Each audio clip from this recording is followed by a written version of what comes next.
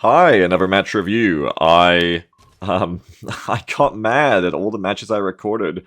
Kind of feeling out of date now. I keep talking about it when I do these match reviews lately. I'm like, oh, this match is actually from like a week ago, but I don't play anything like this anymore. So, bear that in mind. I was like, you know what? I need to stop being lazy, and I'm just kind of like, probably just like forgetting a lot of the matches I had recorded that I was going to commentate.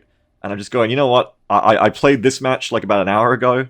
Um, Recorded it, and now I'm going to record the commentary for it. I'm not going to be lazy. Hot off the presses. I'm sick of being out of date when I do my commentary for these and being like, oh, I don't do that anymore. Oh, it's about time I was on time with my commentary. So here we go. The map is how do you pronounce that? Chklosk, not like that. Chikolovosk Air Base. I can't pronounce Russian. Non-mirror match. It's Russia versus US.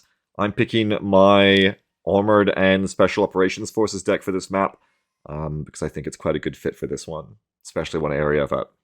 It's called Dominoes, I call this deck, because we bring the pizza to you. It's about delivering Special Forces teams to the enemy in AMPVs, and then getting them out of there and keeping them protected after you've done your job.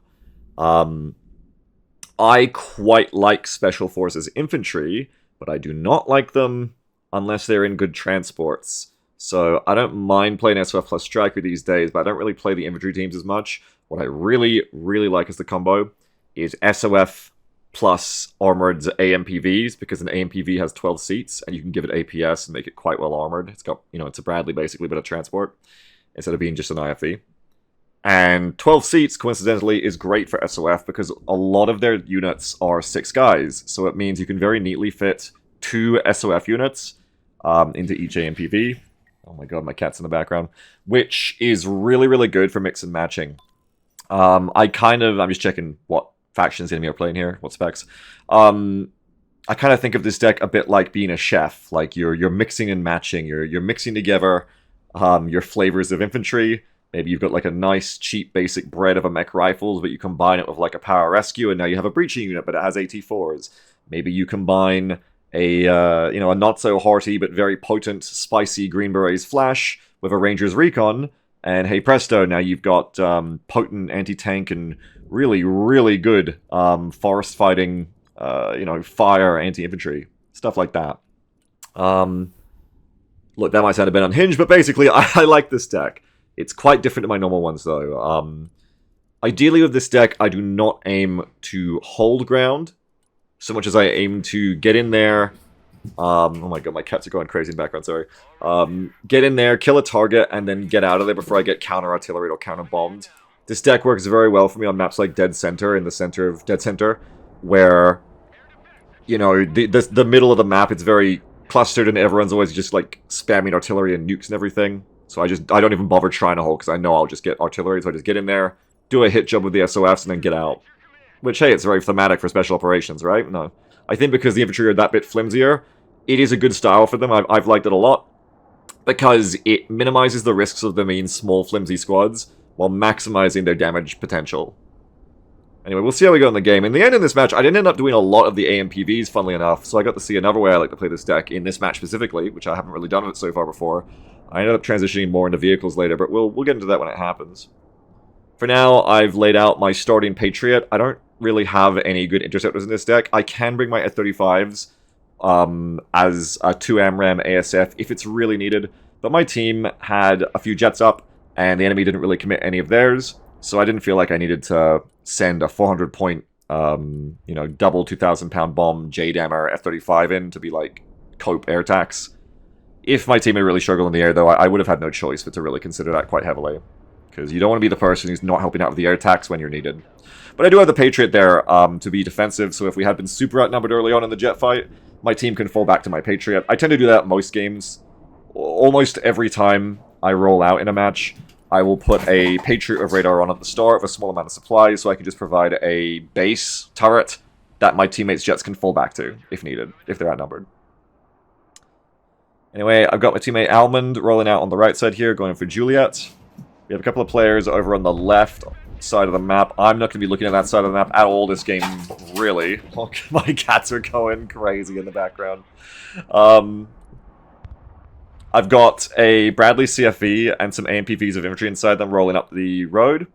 as my initial rollout ground units. And then I've got a stealth drone up early, providing us information. I really like opening with a drone these days, so I can see what the enemy's rollout looks like, because if you know what the enemy's rollout looks like, you know what kind of units you're going to be wanting to deal with it. We don't see a ton of super heavy stuff. We see some Barbarous, like that Maroon Barbarous there on the left side of the screen, but we see a lot of, like, BTRs, BMPs, a lot of, like... I'm not being mean when I say this, but, like, mech trash is the easiest way to just sum it up. Mech spam. Cheap tin shitboxes. There is Kurg, though, so the Marine player is playing heavier transports, potentially. Because it's got APS. But Gold here is just playing tin trash, which is very effective. It's not bad, it's just, that's what it is, it's tin trash. It's tin spam. And so we know... Well, looking at that, we can expect a lot of infantry. This is something I've been getting better with, is trying not to just roll out the same shit every time, but more rolling out a little bit lighter sometimes. I didn't really roll out light here. But, like, you know... Not committing super hard to what I'm going to play this game until I see what the enemy is playing, and then bringing in stuff that's better against them. In this case, we take First Contact. That's Morskaya, Russian Marines, I think, in the woods there. They got an RPG off in the AMPV, or a couple. Got through the APS. But you can see here how we're hopping out of the AMPV quickly to engage and getting back in when it gets hot. Unfortunately, we immediately lose the AMPV there. The fire finishes it off, as long as some RPGs, some thick forest fighting there. So losing that AMPV stack early on, not ideal for me to keep pressure in this area. Right now, I'm against two players here. We're against this Coastal player as well as the Guards Armored player there. And it's a little bit of like in and out micro here. I'm kind of like trying to not stay in the building even though I could have won that fight, because I don't want to get shot at by all the enemy units that are behind that building that can see it if I get in it, or can see me if I get in it. Because that's an easy way to lose infantry. But in the end, I think Gold also realizes, like, what am I doing? I think Gold realized, oh, no, don't put those guys in that building, they'll die. Because Rangers Recon at CQB, they would have eaten them up. And so instead I bring the AMPV over to the right, and I want to try and pick up those Rangers Recon who are wounded. I think I lost a couple of guys, yeah. So actually there's perfectly 2 seats to pick up those 2 Rangers Recon.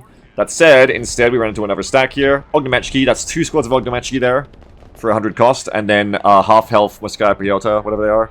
Russian Marines. I gotta respect that Russian Marines RPG more. It's quite nasty, but they do run away from me in this case, and I'm pretty aggressive here. I want to, like, get them. I'm feeling myself here, I guess. I'm feeling like, yeah, the Rangers Recon can get inside there and CQB those Russian Marines, and then hopefully we can do something to the Ognjemechki, but I'm going to have to get back out of that building, because the Ognjemechki are just going to, like, eat me up. And unfortunately, I'm not really paying enough attention to my right side there. Moskaya Priota on the right side. I gotta learn how to pronounce that. I'm just going to keep calling them that the entire rest of this match. Russian Marines hitting me from the right side there from an unexpected angle.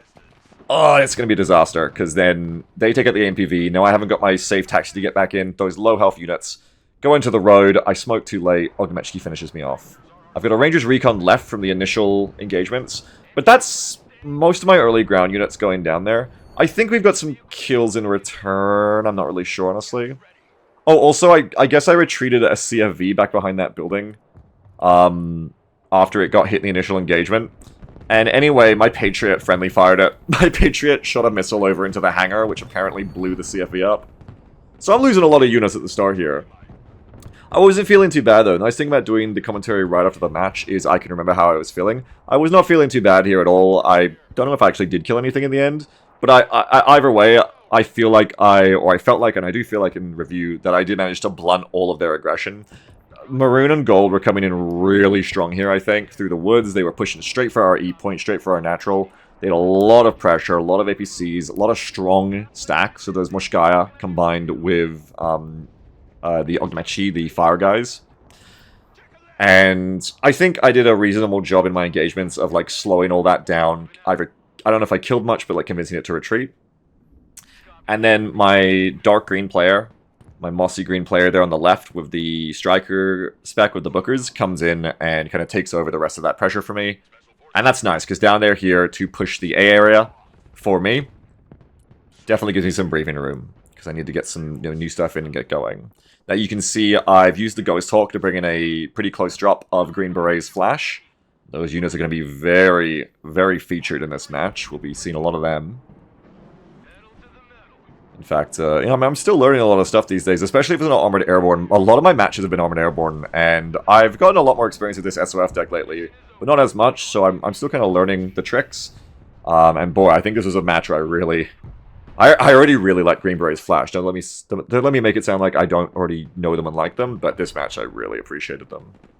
In fact, I think seeing the enemy use the Ogdemechkis against me is actually what made me go, oh yeah, fire is really good in woods, I should use that. I was like, I've got fire too, watch this.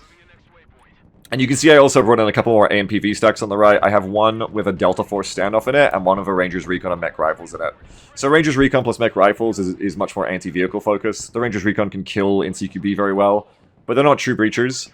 And, you know, they're not like a long-range squad or anything. But I felt that would be well tailored for dealing with the combination of IFVs and APCs, plus enemy infantry we're facing. And it's a bit cheaper. Mech Rifles are like the Ranger's Recon, but just a bit cheaper. GBs, killing up a unit they caught in the woods there. And then the Delta Standoff are just, you know, up to 700 meters, you're just like wasting enemy infantry in building-to-building fights or wherever. They're just extremely good damage dealers. I'm not sure, I didn't really have time to watch them, so I'm not really sure if they did much this match. But I never feel bad about them on stats bringing them. They're a good unit. I tried to get them out there to shoot through the woods, but the enemy got away and I couldn't anymore, so I'm getting back in the transport to try and drive up on them. And I'm just trying to help out with my friend, well, not friend, my ally, Almond over here on the right. It's mean of me. Okay, that can be my friend. My friend Almond here. Actually, there's things happen later in the match. Remember that. The Beagle said, my close and personal friend Almond. Anyway, I'm wasting my time. The fucking guy over here on my right side, I decided I wanted to come and help break through the J-Point, because J-Point looked pretty well held by the red enemy player. And I decided, you know what, I've got mobile infantry and transports here, I can come over with these pretty hard nut-to-crack AMPVs and help break through. And you can see Delta Standoff helping kill those Spetsnaz GRU, along with the AMPVs. My CFV on the left there is being forgotten about. It's being hit by the Russia Classic of everything they own has tons of ATGMs on it. So you just meet a bunch, you meet like 2 or 3 IVs like this, and you just get like swarmed by like 6 rockets or 6 ATGMs at once. And without micro, that is not going to be a good time. Meanwhile, my Delta Force got cruise missiled, so they're kind of out of the fight now. I hope they had fun for the 30 seconds they got to play the game. I've got my Green Berets on the left just on attack move. And honestly, they did way better on that than I would have thought for a squad that's so flimsy with only 4 guys. I guess the good armor helps, but like, man. Like, obviously in the open it wouldn't work, but in the woods, I guess they just waste anything they hit. Because they're also mech NGs, like, right? Like, they're not just the fire dot, they're also, the rockets themselves do that mech NG, like, burst damage. Which is really good. Anyway, right now we're not talking about them because my poor AMPV Delta in here is getting flanked, caught between 2 IFVs, unfortunately. A Boomerang and a BMP. Delta's going to smoke again and try to run, but I know they're not going to make it. I'm just trying to save them. But I know. My Cav Scouts down on the bottom side of the screen are getting rushed by Russian Marines. They're going to die. I didn't even notice that in the match. But what I'm paying attention to now is these GBs flash. Watch these stacks burn. 400 meter range on these GBs. I got to get my GBs out of the bunker there because the Ogdemechki got a fire rocket off on me. So I don't want to sit there and burn. Meanwhile, over here, I've got a Ranger's Recon on the mech rifle. It's a little bit awkward here. I don't know why they got out. I think it was a misclick. But, like, I need to get out of the buildings because the helicopter's going to shoot me otherwise. And I kind of got back in, which myself was a mistake. I probably should have just stayed outside the building and tried to fight. In either case, I end up just committing and going, fuck it, I'm just going to get in the building and try to kill you before the rocket or helicopter can kill me. And in the end, I don't think I succeed. I had a 35 loitering. I figured if I called it in for the helicopter, if I just wanted to wait and see what I could get. I think I probably called it in for the helo. Anyway, I had it loitering back there until the time was right. I think. I don't know, did I cue that? I wasn't paying attention to the airstrike. I should pay attention to what's going on the screen.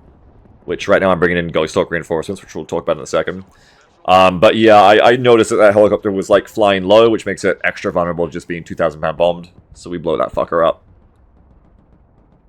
It's one of the reasons I don't have ASFs in this deck. I used to have a Raptor in this deck, like 1 F-35 and then 2 cheap Nighthawks. And it's like, okay, I don't have any airstrike power though. And I very rarely, I don't like running decks without dedicated interceptor jets anymore. But in this deck-specific case, with its small air tab, I went, fuck it. I'm just going to run 3 F-35As because I'd rather have the airstrikes. They're really useful. Anyway, these, we're having GBs. They just keep on Trapdoor Spider, killing enemy infantry that blunder into their path, and or attack moving forward and killing enemy infantry. I love them. I'm bringing these Ghost Hawks, which usually are very hard to spot. You can be really aggressive with your drops with them, but in this case, unfortunately, this one flies directly over a sneaky Stinger team that the red player has snuck in on the right side there. And I actually noticed, well, we saw that on the screen earlier when I did my F-35 strike to hit the helicopter. Actually, we saw a Stinger come out of that skyscraper. But even though it was on screen, I didn't notice it, unfortunately. I was too busy thinking about something else. And if I'd seen that, I could have not wasted that Ghost Hawk drop. Ghost Hawks are incredibly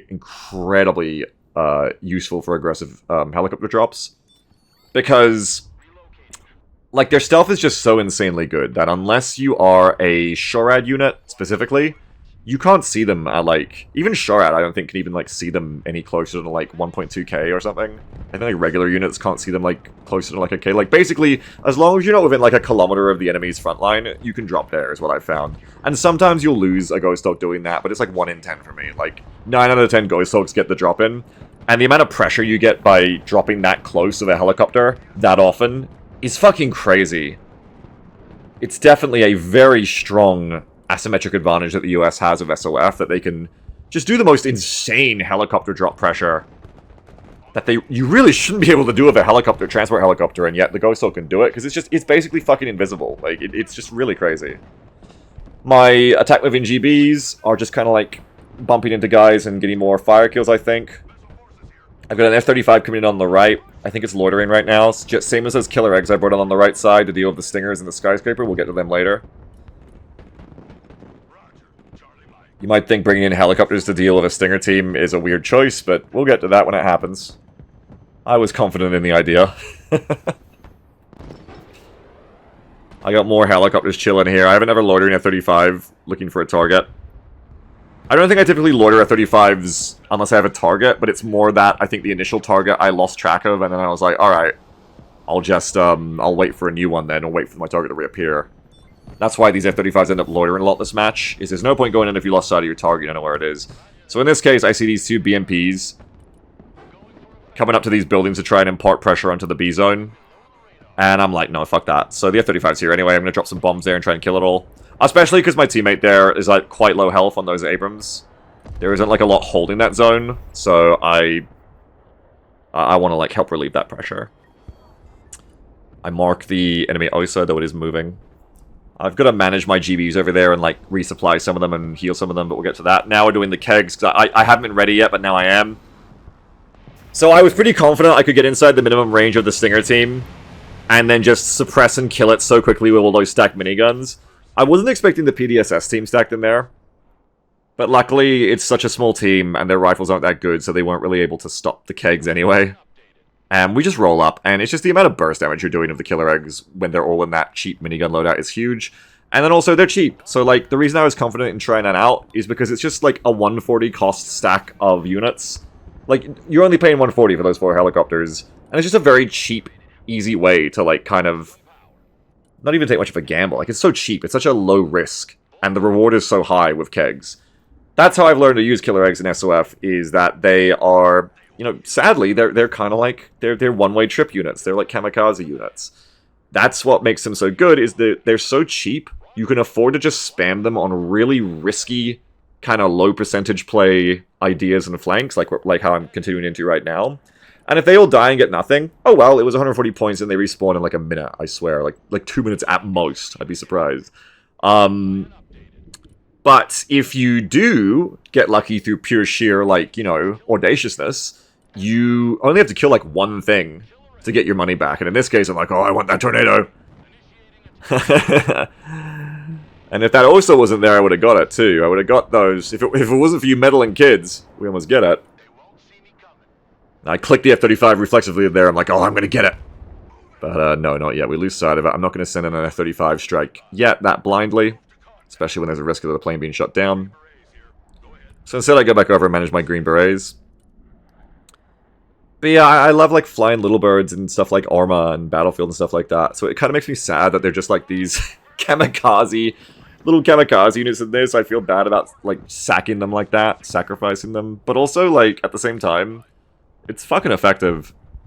And as I keep learning, this game is a lot about pressure. And so, just having a unit that can be so low risk, high reward with audacious plays like that, it's basically like a shorad check. It's like, oh, do you have AA here? Nope, goodbye to your backline. It's very fun to try. In the end, this F-35 that was loitering, I get a break because, you know, eventually the enemy's going to do something like this. They try to fire their rocket artillery. I'm already here and waiting, so I know I can react very quickly to this before it can scoot. Send in the bombs. And you don't get to see the skull there, and so I wasn't sure if I'd actually hit that, but in the post-match review I did see that I did get it.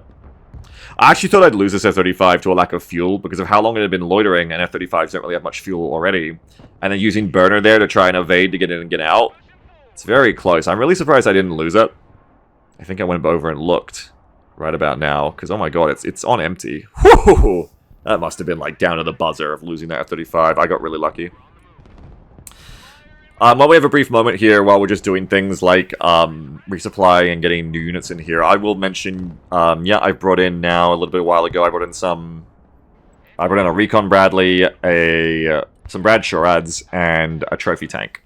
I brought in the Recon Bradley and the tank to work together. Brad's gonna recon for the tank, you know, be its little point man. My son will get taken out, unfortunately. The Shards I'm bringing in because I've been noticing that the enemy's doing a lot of cruise missile spam, and I want that to stop. What was I bombing there? I think it was like 3 stacks of Ognomechi, right? Got rid of that. And so I brought in the Brad so I can leave them here with radar on, because Bradleys are very good missile defenders. And they're very good at dealing with seed. Well, they can deal with seed the best of anything I've ever seen. And they're very, very good at dealing with cruise missiles, as long as they have decent sight lines. I tried to give them in this match positions that have kind of open sight lines to where the missiles will be coming from. It's a lot easier said than done. This is a very tightly packed map of forest and buildings, at least on this side. But I think I've got, like, reasonable positions. In the end, I think they're too far back to really stop the missiles, as you can see. I think I noticed that right here. I was like, yeah, okay, need to move out more. Let's go. Not doing anything here. While I'm busy with that, my Brad CFV that's attack moving down the road has run into some Russian Marines. We're going to fall back from that. I just immediately, when I take some damage and pop my smoke like that, it's like, okay, RTB time. I'm going to send it back to the supply dump, which I brought in earlier, heal up and get going. Something else I didn't have time to mention before either is I did bring it up at the supply dump reflexively because I knew I was going to need one quite early in the match. I brought that in. If I'm just like attack moving like my tanks and GBs up here, so if I get a moment to fit this in before anything on screen happens I have to talk about too much. What I'm trying to do these days, and in this match as well, is spread my pressure around to not just be worried about playing one lane, but to help either relieve pressure on my allies where it seems like they need it, or provide extra pressure against my allies' enemies in their lanes and their areas. That tips the balance of their fights, so rather than it being my ally neutraling out or just barely not taking their zone, instead I come in, I make it an unfair fight, I only need to be there for like a minute or two, I just crack the balance of power, and then my teammate wins, and I can go back to doing what I was doing in my lane I was actually focusing on, right? And I think that's what I did to help my teammate take J at least a couple times in this match. I think I'm also able to do that here to help my green player on my left side in taking A, as I'm doing now with this trophy. And in the end, I'm not really, like... I personally am not really pushing any flags directly, I would say, right now. It's more like I'm seeing my teammates go for flags and just having shit to fight, and I'm going, yeah, I'll come help with that. I guess it's kind of like jungling, right? Like, I'm kind of like League of Legends jungling right now. I'm like playing the center between them, because B isn't really under threat at this point. It's more like Julia and an Alpha. And I'm kind of just literally playing the woods in between them and just going, alright, I'll pop out here, I'll pop out there. I'm fighting the enemy in those woods and controlling them so that we can just focus on pushing up these lanes quite simply. Clearing out all these enemies. And at this point, like, the state of the game is looking pretty good for us, right? Like, we have succeeded in taking these forests back in a way that we were not looking like we were doing at the start of this match. The switch over to GB's Flash really made the difference, I think. They're just extremely good units for this kind of job. They punch so far above their weight for a 4-man squad. I mean, they are costly at 100 cost, so they don't punch above their weight in terms of money. But for a 4-man squad, they're just extremely powerful, I think. One of the best units US has. I bring this SEP into behind here. I think I disrespected these gold BMPs too much, because they're like they're not like really anti-armor, I believe, with their guns. And you can see when I turn my front armor to them, they can't really hurt me. But I definitely disrespected them too much, because the way I come out of that alleyway there, I recognize too late that they're going to split the BMPs and flank me, and catch my rear armor. And you can see now I'm reacting way too slow. And they're going to out-micro me here, props to gold. And then there's a GRU-AT over there, which catches me. In the end, it's a GRU-AT that finishes me off as well. I needed to either stay inside that alley in a more defensive, conservative position, or come back around the way I'd come around that hangar in the first place and play from my side of the lines. This is a mistake I make with SEPs quite often, is I kind of send them a bridge too far and I let them get overextended. I let them be offside, like in football, basically. It's not where you want your SEPs to be, because they get caught in sticky situations like that quite often. I've got my GB's flash fire in here. And I'm actually using force fire. I'm using attack ground. Because GB's flashes won't automatically attack vehicles. They don't think they can hurt them with the napalm. But actually they can. Napalm does damage these vehicles. Lighter vehicles quite quickly, in fact. And it applies crits as well. The longer the vehicle sits in the fire. So it's quite worth, I think, trying to force fire the napalm on the ground under vehicles. In this case, I go Broken Arrow on those Rangers Recon. I know they're not going to live, so I just force fire one onto the GRU-AT to finish them off, hopefully.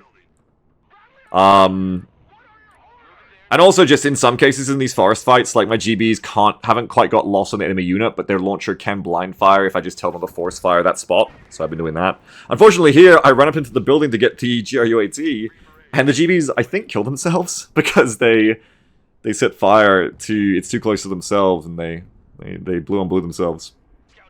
Friendly fired themselves. Good job, GB Flash. I quickly check my KD there too.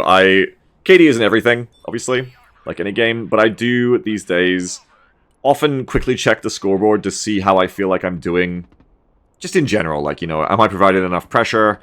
Am I, you know, generally if I have a very low destruction score at this point in the match, I'd be like, oh shit, like, I need to be pushing more, I need to get more aggressive, even if it feels reckless.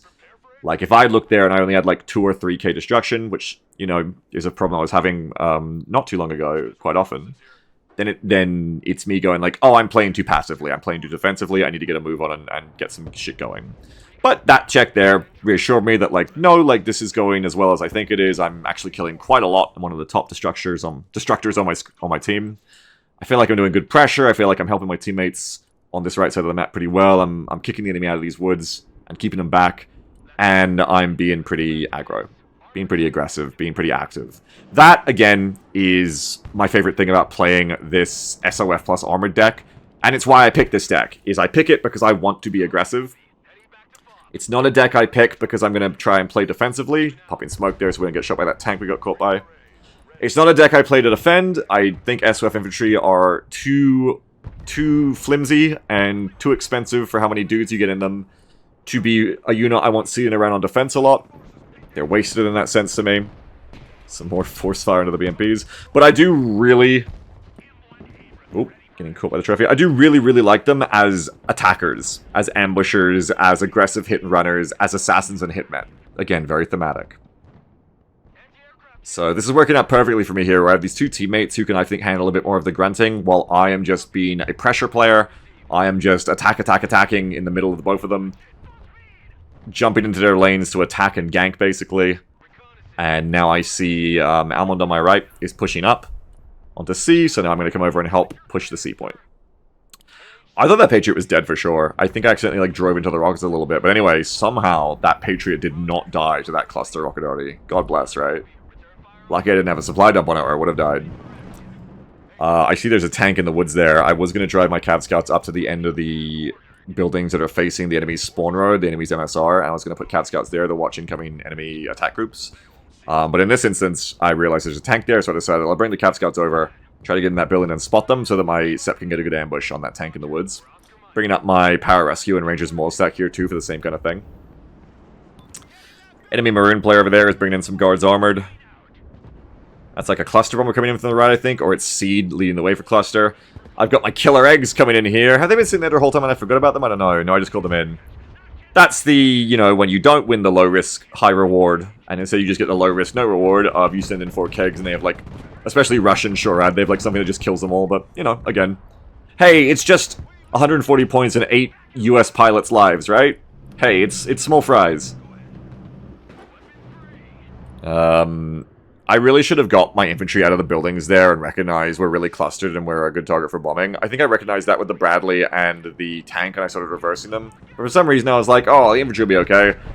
Yeah, I mean, the Cav Scouts die, and in a sense, I'm right. The infantry are alive, but they do need to go heal now, which isn't ideal. I've got bombing runs coming in. I'm kind of switching my target a little bit late there. I think too late. At least of experience this time, I realize I'm too late, and I get out of there before I fly all the way over the enemy AA, but it doesn't matter. I still lose the plane. It's because I was changed in targeting too close. There's aim time on the PGMs, and because I was fucking around with the airstrike too close to the run, it wastes the airstrike. So, missed micro for me there. It's not good. I finally get the Moors and Pararescue out. A little bit late because there's like fire and rocket already hitting that. They could have lived if I'd been a bit faster. That was a little busy, eh? Lots of stuff coming in from the enemy. Red, Maroon. I think Maroon is also part of this over on the left, but I know Red and Gold on the screen right now are making a big push. That's why that F-35 would have been really useful to kind of like blow all that shit up. Trying to micro my trophy here to have a good little battle where the commanders basically, without my attention, caught a good fight with this T-72 arena.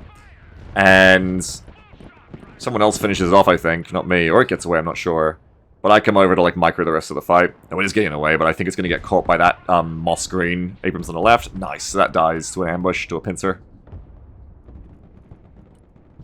And I've been preemptively calling in more replacement vehicles, because I keep expecting when I use tanks these days, good players will snipe them out with cluster bombs and stuff like that, and they won't last forever.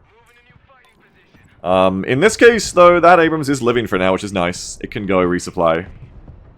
And so in the end, really, if I lose the tank, it's good because I brought on a replacement, because I'm used to working with a single tank these days, more than I used to be. But even if my single tank lives as it has done here, unexpectedly, then, well, you know, oh no, I have two tanks. What a shame, right? That's fine too. That's good. That works for me.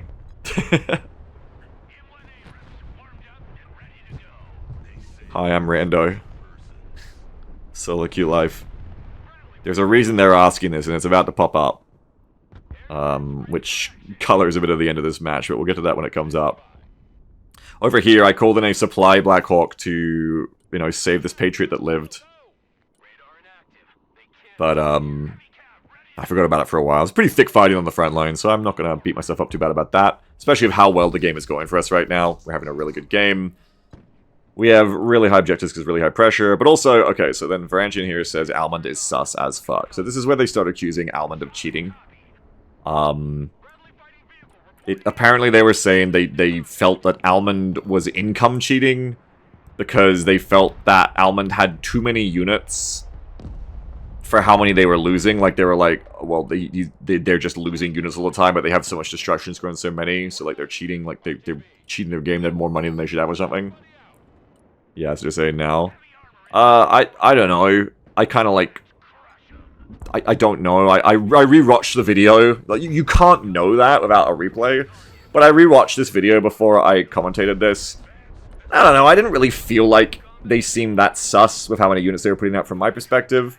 They were putting out, like, a lot of trophy tanks. And, like, good little, like, waves, blobs of, like, APCs with guys inside them. But they also weren't deploying any Patriots, any artillery. They weren't really spamming airstrikes like me. Like, every time I bring in an F-35, that's 400 points. That could have been another trophy tank, right?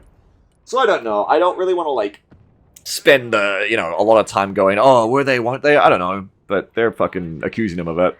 I didn't really feel like it was the case. Hey, maybe if you rewatched a video like I did, you can go back and be like, if you're interested, you can go, oh, do you think they're cheating? I don't know. I didn't waste too much thought on that because I didn't think it was that serious of an accusation from my perspective. But, I don't know. You know, you can't know. Anyway, I'm getting back into the commentary, sorry. I'm trying to keep my cat from eating her breakfast food right now, too. Sorry, I'm moving my foot. Right there. Sorry, because we were talking about that. I didn't really talk about what was going on the screen. I was trying to use smoke micro to stop the helicopter from getting any kills. We did stop it from getting any kills, because we smoked. I actually went to watch the helicopter to see where it was shooting the ATGM, because I wasn't sure what it could see. When I see which one it's going for, I smoke. Hellfires, that actually you might get punished doing that against US Hellfires, because Hellfires can still see through smoke, so I might have still got hit, but I wouldn't have got finished off, hopefully, right? And in the end, you can see what I do, because you only get one smoke per CFV, and I know the CFV is still going to be stuck out there without smoke, because I wanted to engage through smoke the helicopter, so I sprint my GBs up so I can use one of their many smokes to act as the new smoke dispenser for the Bradley, which is working out quite nicely here. Because once the helicopter gets close enough, We're at it again. The Bradley autocannon can engage it within a kilometer, so I can just shoot it at. While sitting in the smoke, and it won't even see me until I think it gets too close to me, like it did just there. What am I trying to hit right now? I'm bringing in another 35 strike. I don't really know what I'm doing with it at this point. I think there was like a blob of vehicles, ooh, a little bit of lag, in the forest I wanted, but I've lost sight of it. Oh, and man, while I was talking about other stuff, I didn't even notice I did this. I brought in a Ghost Hawk drop over on the left. Again, Ghost Hawk drops can be so aggro. Look how close I dropped to the front line. I'm using the unload orders, Q movement out of transports trick, where if you give an unload order and then you hold left click where you want the unload to happen, and then you drag and let go of left mouse over a building, infantry will get out of the transport and start moving towards that building, which is great for like having better landings. Calling in a bomb strike here on these Moshkaya and that boomerang. I've actually got a video about how to do that, which I'll probably release when I release this video. I'll release them together. It's a really good tip to know. It's a weird tip, but it's really good. Trying to save this SEP that's getting caught in an L-shaped ambush by ATGMs and rockets from both sides. It's a little late for that SEP, though. That flanker on the right really makes it awkward. And the combination of Churny Birdies, I guess popping AGS, but I don't know. I think just the boomerang or whatever it was there with the cornets getting me. There's a lot of fighting going on, man.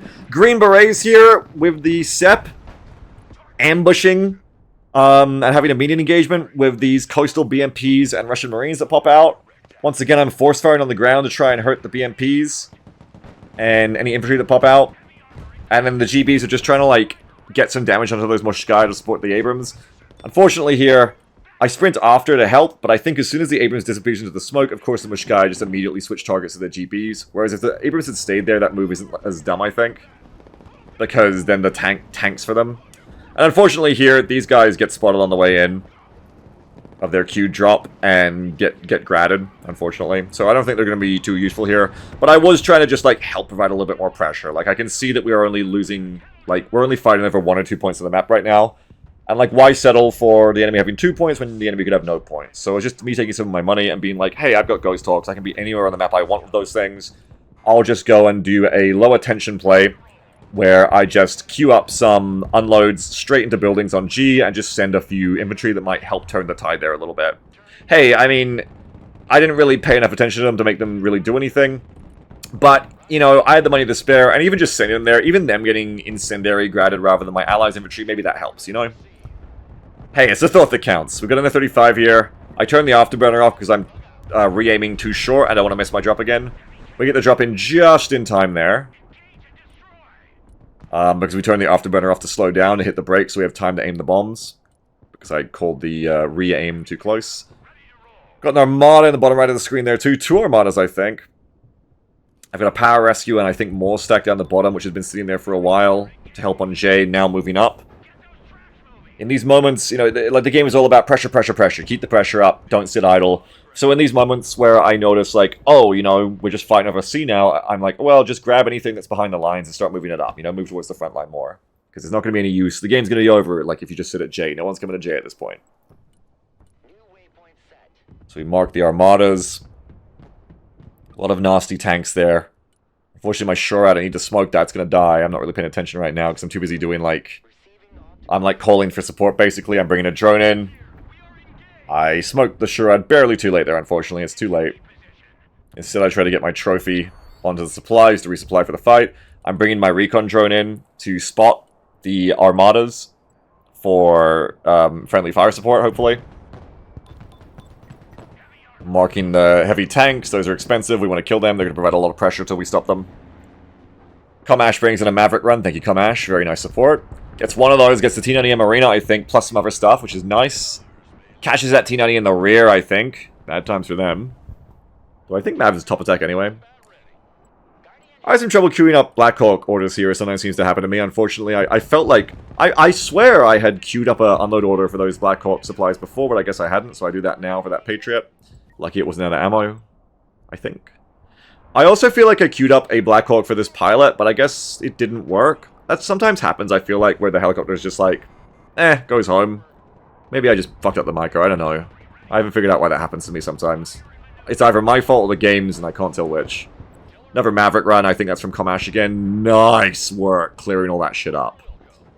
When you've got so much expensive steel in one screen like that, Airstrikes are like magic spells in this game, right? Like, you call them in, it's like casting a fireball or something. It's like casting a board wipe card in Magic the Gathering or Legends of Runeterra or Hearthstone, right?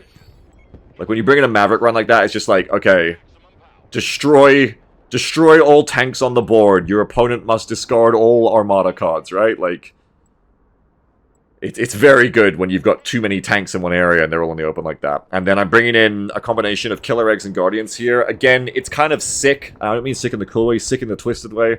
But I'm basically using the Killer Eggs as like little decoys for the Guardians here to do the real work. The kegs give me the confidence to send the Guardians in. Whereas otherwise, especially against Russian Shurad, where I'm this blind and have no recon, I would not want to send in expensive Guardians, you know? On their own. In this case... unfortunately, the Guardian gets hit on the splash of a missile that's going for a keg first, then it gets finished off. I didn't realize here, but I guess I should have, because I know about the concept, but I didn't realize that going low does nothing for me against the, I think it's a Tor there, the Russian Shorad, because I think they have a, see, it still isn't unloaded, what the fuck? I think it has a Shorad, sorry, a soft launch, where it, like, shoots up and then clears obstructions, which is actually a game mechanic. Something I'm not used to, because US systems don't really have that. So I tried to go low there to hide behind the trees, but it does nothing for me, because the Tor goes up and over the trees. Russian Shurad is really...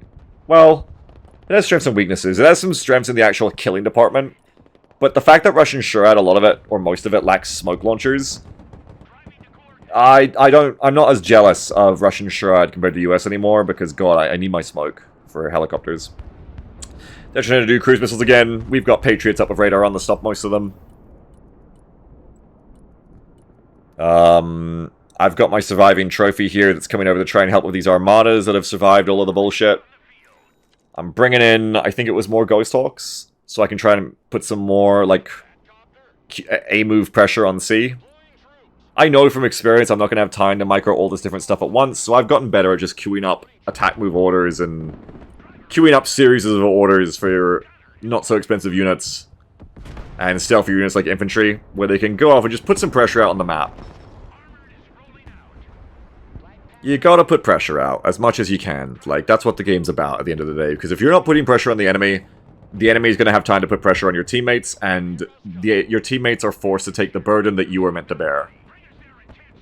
Be on the line, put pressure out, keep as many enemies' attentions on you as you can take, which is gonna allow your teammates to thrive more.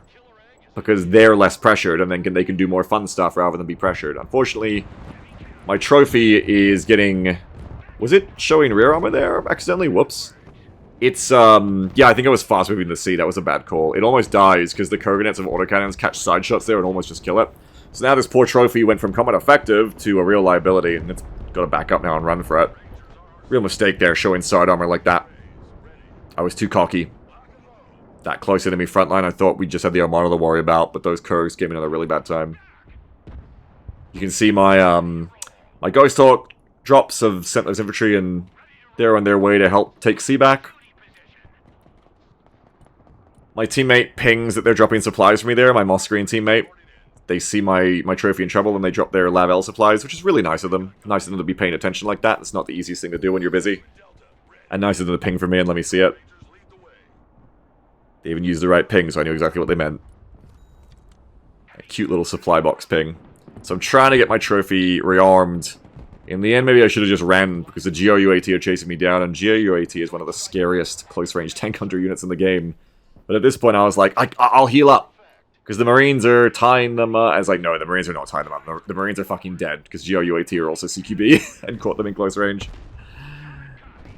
And there's Engineering there. There's 2 stacks of GRE2. Like, I gotta run, man.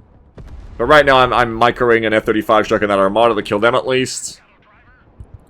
Now I'm reversing the Abrams, because I'm scared that those GRU-AT are going to catch me any second. Really, it's just once their sprint catches up, they're going to catch me. My attack moving Green Berets, running into and killing another enemy infantry squad. Bye-bye, Iglas. It's not just pressure of, like actual combat pressure, but also, like, map control pressure. Like, just... attack moving out, like, good little recon squads like this is great for, like, just having map control, you know? GBs are great at that. Unfortunately, yeah, I hung out in those woods for too long. I shouldn't have tried to resupply. I should have just ran for it before the GRU-AT got their sprints back and caught up with me. And I realize that actually means we're losing A, so these snipers that I called them at the start have just kind of been sitting there for ages. I remember them to sprint them towards A to try and stop the cap. And meanwhile, I have my GBs coming in from the rear here to try and clean up those GRUAT squads from the rear. Coming to support. I have a Delta standoff here again, combined with a Ranger's Recon. Hopefully I'm not in range of those Ognomechki, because otherwise those Delta aren't going to have a good time. My surviving Guardian and Killer Eggs here, I'm kind of just making them fly low along this road to provide close fire support to win the A fight. I've got more GBs coming in by Ghost Hawk. My Delta's actually convinced all those Ognomechki he had to run, and Gold was pretty quick on noticing that. Unfortunately, Delta are dying to BTRs right now off screen. I'm not paying attention. I'm paying attention too. I want these GBs to slaughter both these AT squads. GRUATs. Unfortunately, I'm not getting napalm onto the other squad. I think I force fired too much there. Because I think when I force fire, I'm not getting the actual launcher damage. And I needed to be shooting that other GRUAT as well. Also, there's some combat engineers there that also got me some engineers, I think. But hey, you can't win them all. You can't micro all of them correctly. Unless you're better than me, and then you can. We're bringing in new GBs. It's alright. Don't worry about that one. That was a bad one, but here's some new ones. Bringing in new GBs to come and take A for good. Apparently, the longbow is... or the Guardian is trying to, like, shoot Jagums over this hangar towards that recon BTR. I don't know what it's trying to do. I'm trying to get the Killer Eggs to, like... They're probably going to die even if they spotted the enemy there at close range, but I'm trying to, like, get some fire support going.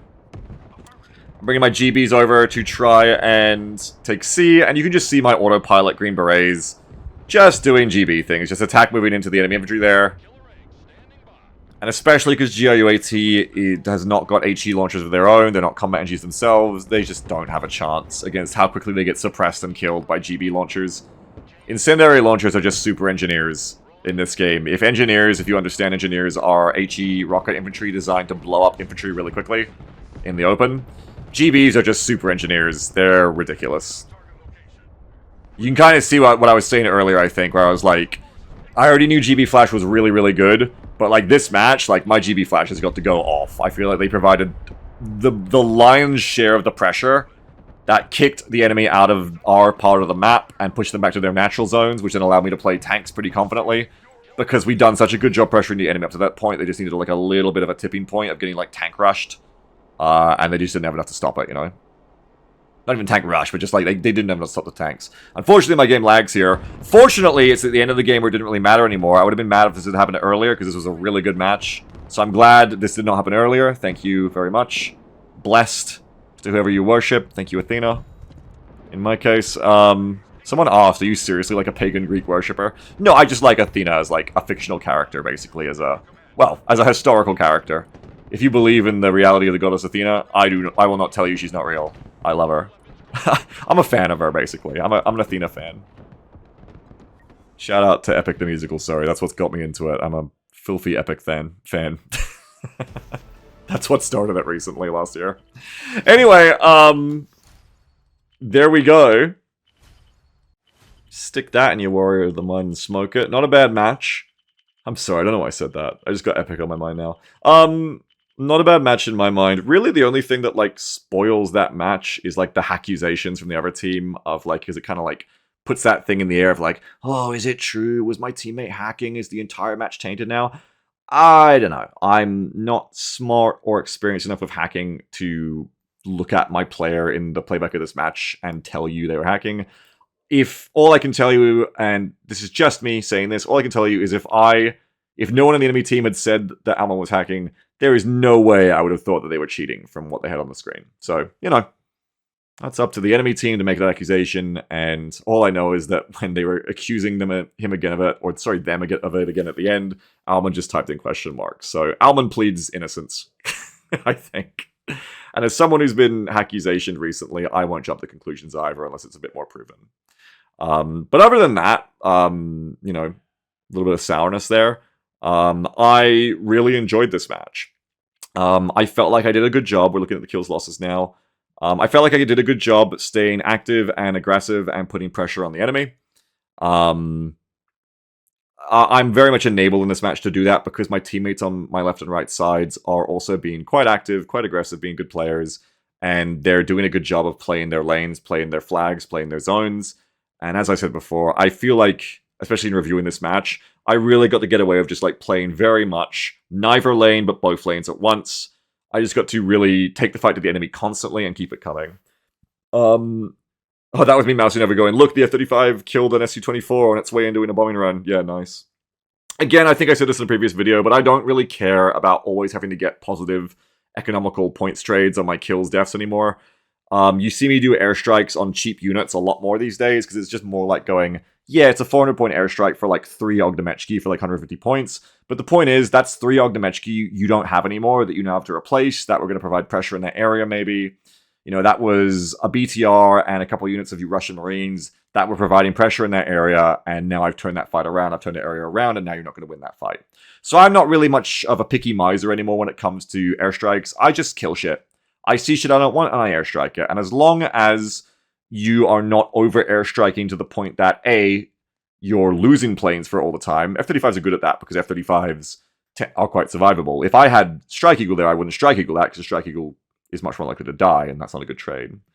And as long as you're not overusing your airstrikes to the point that you don't have any waiting when you need them, then I think it's okay. And in that game, I feel very confident to spam them a lot, because we're already winning in the pressure game and the initiative game, and like winning so much that it's not like I'm going to need to rely on my magic spells, my airstrikes, to reverse the course of how the match is going. It's more like, okay, I can just win harder with them. And as long as I'm not, like, spamming them at ridiculously nothing, that's fine. And in the end, I think a lot of the times I took those cheaper airstrikes. There was a good number of times where I didn't bring in the F-35 to get cheap units, but I lost the more expensive target I brought the F-35 in for, so it's like, well, you know, jets take so long to respawn these days. Even if you return to base them immediately, because they just have a flat respawn thing added to them now to make them more balanced, that, you know, if I've called the bombing run in, I'm not going to send it back like full. I'm gonna use it on something these days most of the time. But yeah, you know, a lot of the time, that's the pause of the video. A lot of the time, I think with my match reviews, I come out of it saying like more criticisms for myself than positive things to say. And especially when I'm reviewing matches that are like, you know, at this point 4 or 5 days old, or a week old, or God help me, more than that. Then even more so, I tend to very much be looking at myself in hindsight and going like, oh, I don't do that anymore. I don't believe in this anymore. I shouldn't have been doing that. So that was a nice thing about doing this one right after the fact of having played this match, is I'm at least not doing any like, oh, that was me a week ago shit. And also, I think I played a good game. I wanted to get a match review up of me, in a match where I felt like I was doing better.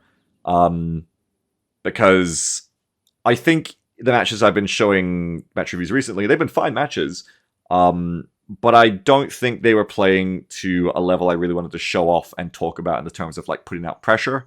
I was playing a lot of my Armored Airborne, which is a deck that, you know, I mean, the deck's called Sitmaster, you know, I knew what I was getting into. It is better on the defense than the offense. And coming in here, you know, I was loading up and I wanted to play a match and get one that was going to be good to show off like a bit more aggressive pressure play, because I keep saying I think this game is a lot about how much pressure is going between the two teams of players towards each other. And, you know, I think it worked out immediately for me. This was the first match I played when I started recording to get one like that, so I kind of got fortunate having a very good match to show it off. And having a map that encouraged me to play the right deck to show that off, because that Armored SOF deck, Dominoes, I really like it for pressure play. Like I said, I love it on Dead Center, because it's just the kind of deck where you do not need to hold ground. You just send in these cost-effective little stacks. Usually I'm playing the AMPVs more like at the start, like I said. You send them in, you kill shit, and then either you die or you retreat and resupply, and you're just getting in and out, in and out, in and out. And you're killing and wounding the enemy and forcing them back, and you keep continuously pressuring them. So you don't really hold a line, you just constantly like are sending raids out at them that are on such a constant pressure that it's kind of like you're holding a line just by the constant attacks you're probing at them and poking at them. You're just poking them back. I enjoy it, and you're whittling them down too, especially if you catch expensive things like big tanks or big stacks of infantry. I really enjoy it, and I like playing it in areas where you can expect to get artillery a lot, or against players who want artillery a lot, because by preemptively just leaving by the time you've done your job, like, you can't get artillery. If you're not trying to hold ground, you can't get artillery so easily, because you're not taking a building and sitting somewhere. You're just driving around in the AMPVs, Domino's delivery driver around, killing shit. And it's quite simple as a flowchart. Like, you find something to kill, you spot something to kill, and you deliver your guys to it and kill it. And then if your guys are healthy and have enough ammo to keep fighting, you go find another target nearby. And when that's no longer the case, you retreat and resupply. And then you send in the next bunch of units who you've brought in to cycle with, and you just keep doing it. And I really like it. It's very fun. I'll have to try and get a dead center match where I play that deck. And hopefully get a good one. And it really changed that map for me. Because otherwise, you try to like play the center of dead center conventionally. It's like, oh my god. Like, every fire support known to man is called on you if you try to sit somewhere for longer than 10 seconds. It is horrendous. So, hey, it's the survivability onion. The first layer of the survivability onion is don't be there. You can't be engaged, acquired, spotted, doing it backwards order now, but you can't be any of those bad things if you're not even there. So that's the kind of what I do. Anyway, that deck and all of my decks, as I said before, are going to be available if you go down into the description of this video. You will be able to find the links to follow, to go to my Discord, to go to a Discord thread where I post all of my decks semi-regularly whenever they're updated. I'll have to get a video in of my new Striker decks that I've been enjoying a lot lately too. But hopefully you found this one interesting. I liked it. I'm proud of this one. Really, I'm too proud actually, because I went too far the other direction. I didn't have anything negative to say about myself, did I? What did I do wrong? I will say though, I will throw in...